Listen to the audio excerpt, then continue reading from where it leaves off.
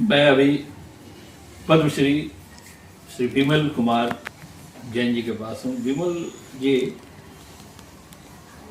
छात्र आंदोलन जो 1974 का छात्र आंदोलन हुआ था, विश्वविख्यात आंदोलन, तो उसके एक आपका सक्रिय सिपाही, क्योंकि उन दिनों जो बिहार में जो आंदोलन, बिहार से आंदोलन जो शुरू हुआ था, उसमें आज की राजनीति में जितने लोग आपको दिखते हैं सितारा बन के, उनमें से विमल जी भी हैं। और बात है कि विमल जी ने एक जो बाकी जो आज विभिन्न पदों पे हैं, मंत्री हैं, मुख्यमंत्री हैं, लेकिन विमल जी ने एक अलग रास्ता चुना, समाज सेवा का रास्ता चुना, और उसका भी उनको एक प्रतिफल मिला, एक सम्मान मिला। आप भारत सरकार ने इस वर्ष ही पद्मश्री का सम्मान दिया। तो आइए एक सिपाही, आंदोलन के सिपाही से पद्मश्री सम्मान तक पहुंचने में कैसे कैसे रास्ते से गुजरना पड़ा, क्या क्या काम कार्य करना पड़ा, और ये जानते हैं।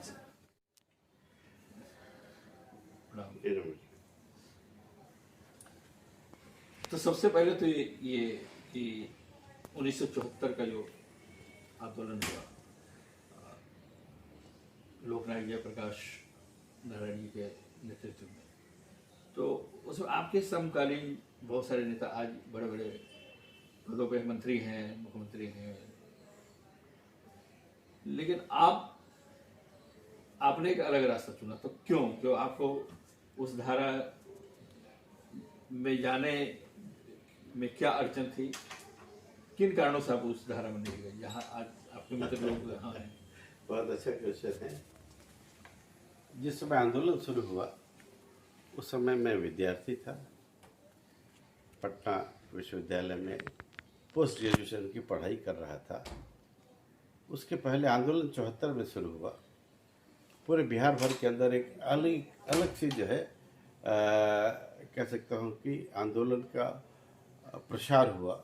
हर जगह युवा अलग ढंग से आंदोलन के लिए जो है, उस समय भी समस्या वही थी, भ्रष्टाचार, शिक्षा, गरीबी, ये सब विषय थे।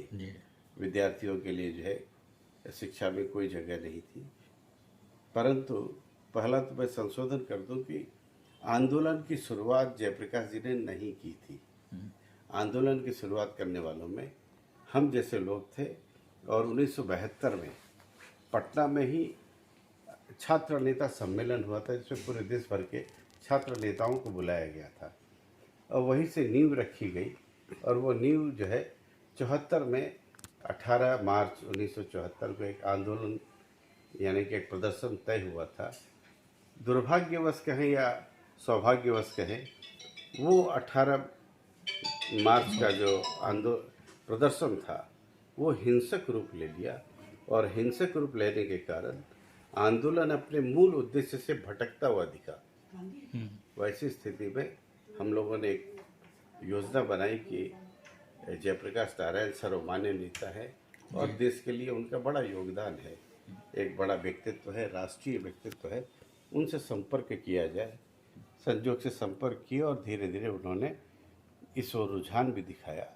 एक हमेशा वो सत्ता के गलियारे से दूर रहे। एक मैं कह सकता हूँ कि सर्वोदय आंदोलन और बाकी सबके वो जनक भी रहे। एक अच्छे भारत की कल्पना उनके मन में जरूर थी। उनके जोड़ने से पूरे आंदोलन को एक नया आयाम मिला, नई दृष्टि मिली। उसी क्रम में उन्होंने नहीं था, चूँकि जवान थे, ऊर्जा थी, तो आंदोलन है तो चलो शामिल हो जाओ। परंतु एक बड़ा वर्ग, हम लोग विद्यार्थी परिषद को बिलोंग करते थे, एक वैचारिक अधिष्ठान हमारे साथ था, जिसके कारण हम लोगों ने एक नया भारत, नया बिहार बनाने की कल्पना उनके अंदर थी।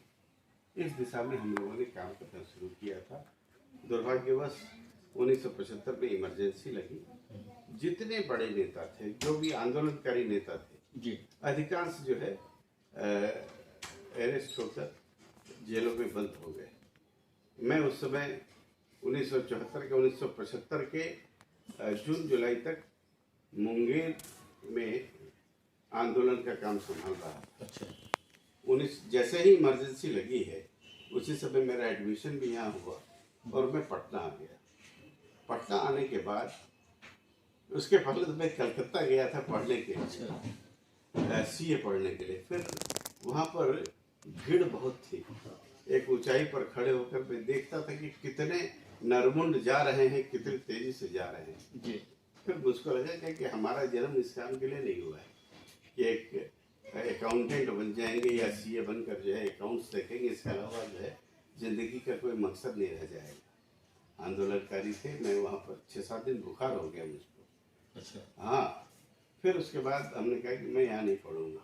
सज्जोट से पटना यूनिवर्सिटी से अपॉइंटमेंट लेटर आ गया कि आप एडमिशन करा सकते हो। मैंने यहाँ एडमिशन कराया और इमरजेंसी के पीरियड यहाँ किस विषय में आपने? कॉमर्स मूल रूप से विषय था जी। और हमारे जो हेड ऑफ द डिपार्टमेंट थे वो NL नड्डा थे, अभी जिनका बेटा भारतीय जनता पार्टी का राष्ट्रीय अध्यक्ष है। मुझे पटना यूनिवर्सिटी से एडमिशन के लिए MCOM के एडमिशन के लिए बुलावा आया, नोटिस आई और सज्जों की बात थी कि मैं जो है उस पर अपना एडमिशन मैंने दिया। उसी समय इमरजेंसी लगी ही थी। इमरजेंसी के स्थिति में चारों तरफ दहशत का माहौल था पूरे बिहार के अंदर, और हम लोग चूँकि एक्टिविस्ट थे, कुछ तो करना है।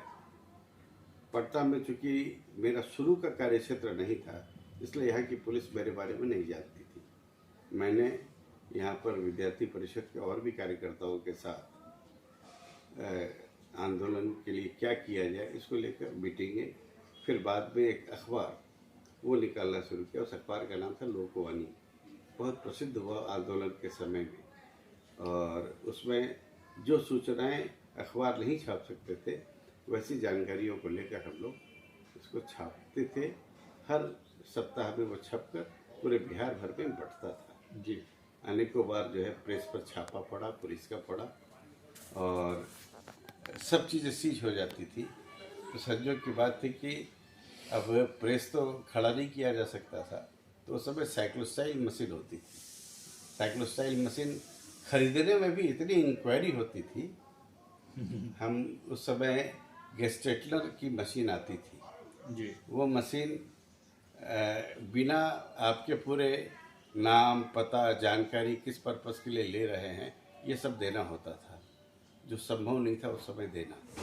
लास्टली हम लोगों ने एक सॉरी करके मशीन आती थी, नई मशीन आई ही थी, उससे किसी ढंग से हम लोगों ने मशीन लिया। और मैं जहाँ पे रहता था वो एक छोटी सी 8x8 का एक कमरा था। उस कमरे के अंदर बगल में बाकी टेनेंट्स वगैरह थे। तो उस 8x8 के कमरे में वहाँ से जब तक अखबार फिर से नहीं चालू हुआ, वहाँ से साइक्लोस्टाइल मशीन के माध्यम से पेपर्स निकालना शुरू किया हम लोगों ने। उस रूम के अंदर एक से एक प्रमुख कार्यकर्ता उस समय हमारे कमरे पर आए। उसमें राम बहादुर राय जी, डॉक्टर महेश शर्मा, ये सब लोग प्रमुख रहे इमरजेंसी के दिनों पे। और एक बात में यहाँ अब ये बात आगे बढ़ेगी, लेकिन जैसा कि आपने कहा और लोग भी कहते हैं कि आंदोलन की शुरुआत जो है, जो छात्र आंदोलन की शुरुआत बिहार से हुई, लेकिन गुजरात के लोगों का मानना है कि इस आंदोलन की शुरुआत गुजरात से हुई है। तो आपका क्या मानना है, मैंने गुजरात से शुरुआत हुई है और बिहार से शुरुआत हुई? बिहार से हुई, बजाबता एक योजना के तहत हुई। हमारे उस समय राम बहादुर राय विद्यार्थी परिषद के संगठन मंत्री होते थे पूर्वी भारत के। वो पटना आए, रिक्शे से स्टेशन से विद्यार्थी परिषद कार्यालय तक पहुँचे। उसी बीच में उनकी रिक्शे वाले से बातचीत हो रही थी कि कैसे रहते हो, क्या करते हो, कितना कमाते हो। तब उनको लगा कि ये बिहार की स्थिति सच में जो है आंदोलन के भूमि है और यहाँ से आंदोलन शुरू किया जा सकता है।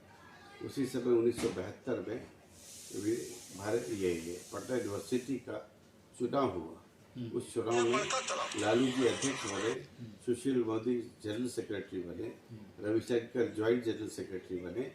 ऐसा करके वो टीम बनी और उसी टीम के माध्यम से फिर योजनाबद्ध ढंग से 1973 में ही जो है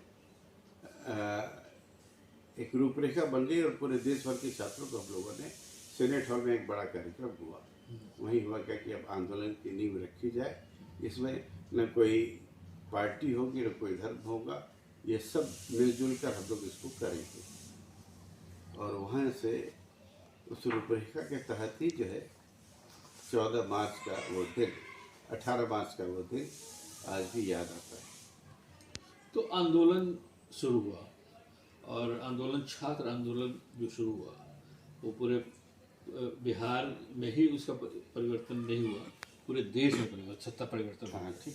तो ये तो एक अच्छी बात हुई, लेकिन ये जो इतनी पार्टियां, क्योंकि छात्र आंदोलन था और आपने कहा कि विचार से परे होकर सिर्फ मुद्दा था सामने, बदलना था, बदलाव चाहिए था। लेकिन बहुत सारी पार्टियां आई, पार्टियों का ये आना जो है, सत्ता का परिवर्तन तो हुआ, लेकिन वो सत्ता ये बहुत जो है आपका बहुत सटीक क्वेश्चन है। उस समय हम विद्यार्थी किसी भी राजनीतिक दल के किसी भी व्यक्ति को घुसने नहीं दिया अपने आंदोलन के बीच में जी। इसीलिए जयप्रकाश नारायण, क्योंकि वो एक सर्वमान्य नेता थे, गैर राजनीतिक थे, इसलिए उनको हम लोगों ने उनका नेतृत्व स्वीकार किया। हमको याद है कि जब 1977 में सरकार बनी तो उस समय कर्पूरी ठाकुर तक जो है हम लोगों के पास आकर एक ढंग से कह सकता हूँ कि हमको मुख्यमंत्री बनाया जाए, ऐसा एक उनके हाव भाव का ये आधार था, मैं कह सकता हूँ। क्योंकि विद्यार्थियों में से कोई मैच्योर नहीं था और सत्ता बदलनी थी, तो कैसे बदला जाए। उस समय मैं कह सकता हूँ कि जब चुनाव हुआ बिहार का, उसमें 80 से ज़्यादा आंदोलनकारी छात्र जीत कर आए थे। जी हाँ, परंतु कहते हैं कि बिना संस्कार के आंदोलन वो अधोगति के अंदर पहुंच जाता है, उसका जीता जागता उदाहरण था। तो आपने कर्पूरी ठाकुर जी की बात की, लेकिन उसी समय महामाया प्रसाद सिन्हा भी थे, जो कि छात्रों को जो कहते थे मेरे जिगर के टुकड़े। लेकिन इन सब लोगों का राजनीतिक, ये लोग न्यूनतः राजनीतिज्ञ थे, परिवर्तन की कोई उनको जो है तो अच्छा, इसका विश्लेषण जो है आप तो करते होंगे। आंदोलन छात्रों ने शुरू किया, बदलाव की बुनियाद रखी छात्रों ने, नेतृत्व एक गैर राजनीतिक, मैंने राजनीतिक गैर दलीय हाँ, ठीक है, एक नेता जो है वो उन्होंने नेतृत्व किया। लेकिन बीच में जब पार्टी के लोग घुसे आपातकाल के बाद, उसके बाद जो है जो पार्टी बनी जनता पार्टी, इसको आप मतलब भारतीय राजनीति में इस पार्टी का बनना, और उसके बाद फिर जितनी पार्टी जुड़ी थी उससे ज़्यादा पार्टियों का निर्माण होना, इसको आप किस रूप में देखते हैं? सच कहा जाए तो वो एक संक्रमण काल था, यानी कि भाई चूंकि डेमोक्रेसी है इसलिए चुनाव होंगे और चुनाव में एक पार्टी का होना जरूरी है।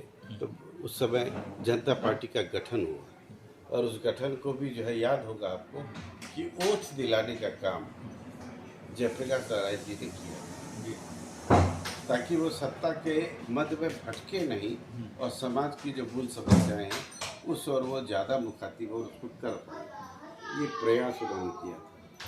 और उस समय मुझको जैसा याद है कि प्रधानमंत्री के रूप में नाम जो है मोरारजी भाई का आया था। जी।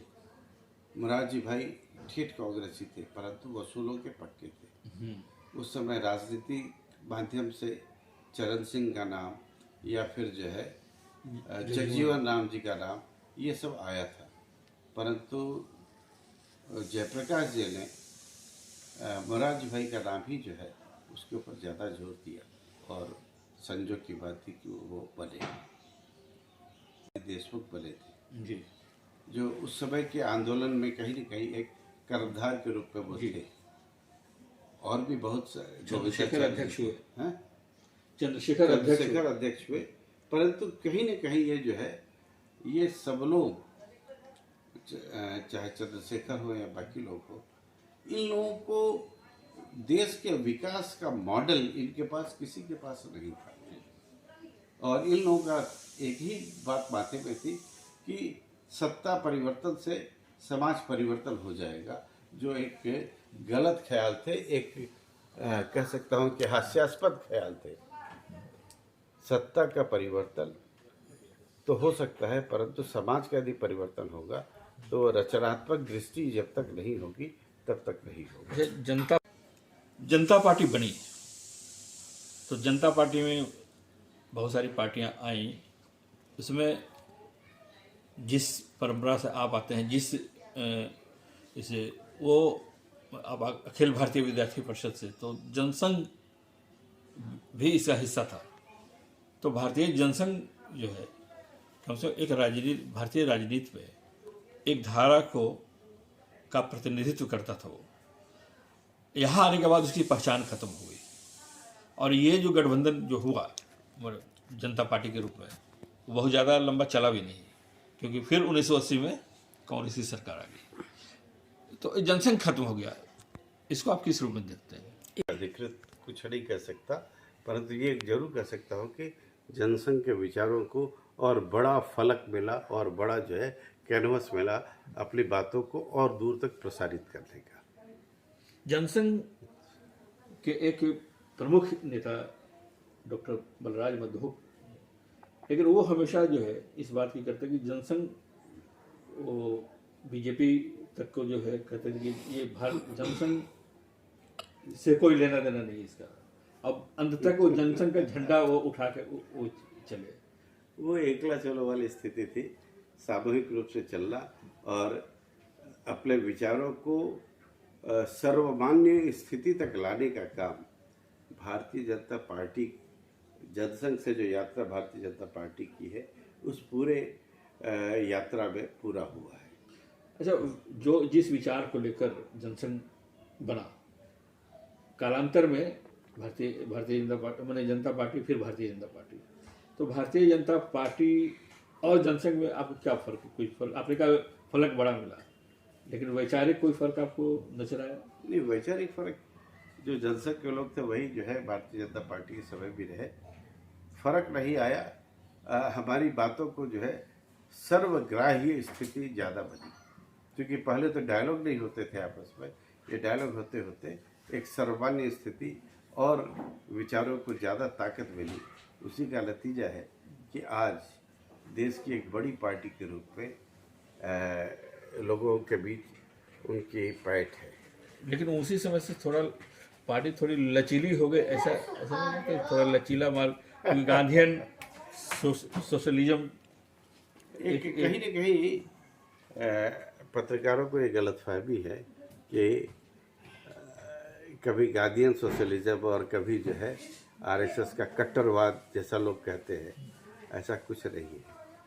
आरएसएस की सोच या जनसंघ की सोच जो थी उस समय हिंदू राष्ट्र की बात, आज भी आप शब्दों को खेल में मत जाए, परंतु आज भी देश यदि बचेगा तो जो बहुसंख्यक यहाँ का समाज है उसी को जागृत होने पर ही बचेगा, नहीं तो देश बुरे हाल में जाएगा। ये आज भी दिखती है। एक बात जो है, मैं ठीक है आप पार्टी के लिए नहीं बोल सकते, लेकिन एक आप प्रबुद्ध व्यक्ति हैं, आंदोलन के एक यहाँ आंदोलन से जुड़े रहे हैं, आपके साथी लोग जैसे कि बार बार चर्चा होती थी, वो लोग कहाँ से कहाँ, एक विश्लेषक के रूप में एक विश्लेषण आदमी करता है, आत्मविश्लेषण भी उसको कर सकते हैं। लेकिन ये बात तो आपको समझ में आएगी 1900 जब भारतीय जनता पार्टी की स्थापना हुई, तब भी, उसके बाद भी, काफ़ी बदलाव के बाद भी लोगों का ये मानना था कि भाजपा भले कुछ भी हो, लेकिन एक सिद्धांत है उसके पास, एक प्रिंसिपल वाली पार्टी है। लेकिन कालांतर में जो बहुत नज़दीक के भी लोग हैं, वो उन्होंने कहा कि आज जो पार्टी है उसमें बहुत परिवर्तन हो गया है। और कहने वाले इतना तक कहते हैं कि कांग्रेस और भाजपा में आज कोई अंतर नहीं है। एकदम सही बात है, कोई गलत नहीं कह रहे आप।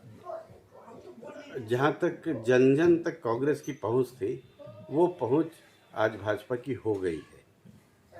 लचीलापन, क्योंकि सबको साथ लेकर चलना है, तो लचीलापन, जो दाग या जो स्टिग्मा लगा रहा है कि ये हिंदूवादी है, सांप्रदायिक है, गरीबों की नहीं सुनता, दलितों की नहीं सुनता, इन सब भ्रम को दूर करने का काम इस लचीलेपन के कारण दूर हुआ है। और दृष्टि भी जो है, सोच की जो दृष्टि है, उसमें मैं नहीं समझता कि जो व्यक्ति या जो दल ये कहता हो कि सबका साथ और सबका विकास और सबका विश्वास, ये स्थिति खड़ी होनी जरूरी है। और सिर्फ भाषण के क्रम में ही नहीं, जैसे आरएसएस की एक सोच है कि हम व्यक्ति निर्माण करते हैं। व्यक्ति निर्माण करने का मतलब है कि देश का हर व्यक्ति एक अच्छा नागरिक हो, देश के लिए समर्पित हो, देश के लिए कुछ न कुछ अपना योगदान करे। ये जब विचार आएगा तो समाज के हर तबके का विकास होगा। तो राजनीतिक बात हम एक आखिरी प्रश्न करेंगे, फिर आगे सामाजिक इस पर कि अटल बिहारी वाजपेयी तक की जो जनता पार्टी, भारतीय जनता पार्टी है, और उसके बाद जो उनके बाद की जो पार्टी है, उसमें कोई अंतर आप पाते हैं? बहुत बड़ा अंतर पाते हैं। वाजपेयी जी के समय तक उनके व्यक्तित्व के कारण पार्टी का नाम तो बहुत हुआ, परंतु उनके अत्यधिक लचीलेपन के कारण जितना विकास और जितना अपना वैचारिक चीज़ों को नज़दीक तक ले जाने का था, उसकी कमी रही। दूसरा कि कह सकता हूँ मैं कि वाजपेयी जी के समय तक जो कांग्रेस का कल्चर था, भ्रष्ट कल्चर, वो भाजपा में भी आ गया था। यदि हम उनके लोगों को भ्रष्टाचार के आरोप पे उनको कुछ कहते हैं तो वो भाजपा के लिए भी कहा जा सकता था। परंतु सौभाग्य है कि नरेंद्र मोदी जी के आने के बाद पूरा कल्चर बदला है। यदि कोई मंत्री भ्रष्ट होना चाहता भी था, क्योंकि वो सत्ता का गुड़ इतना मीठा होता है, इतना लालच देता है आपको कि कदम कदम पर आप जो है बिखरने को तैयार हो जाते हैं। परंतु इन्होंने ऐसी डोर या ऐसी नकेल कसी है कि किसी भी मंत्री पर एक भी आरोप बेईमानी के, भ्रष्टाचार के नहीं हो सके हैं। क्योंकि दिशा जब होगी कि हमको समाज बदलना है, समाज में अच्छी चीज़ों को स्थापित करना है, तो उस दिशा में डिसिप्लिन का भी होना जरूरी है, जो इस प्रधानमंत्री के रूप में है। मैं तो व्यक्तिगत रूप से कह सकता हूँ कि स्वामी विवेकानंद के बाद यदि देश को दूसरा विवेकानंद मिला है तो वो नरेंद्र मोदी है। ये किसी व्यक्ति के लिए मैं नहीं कह रहा, एक उस व्यक्ति के लिए मैं कह रहा हूँ जो सच में आज पूरे समाज को जागृत और दृष्टि के साथ ले जाने की कोशिश कर रहा है। चूँकि मैं कह चुका हूँ कि आखिरी राजनीतिक प्रश्न हुआ, देश के मौजूदा हालात पे और राजनीति पे फिर कभी बातचीत हम विस्तार से करेंगे।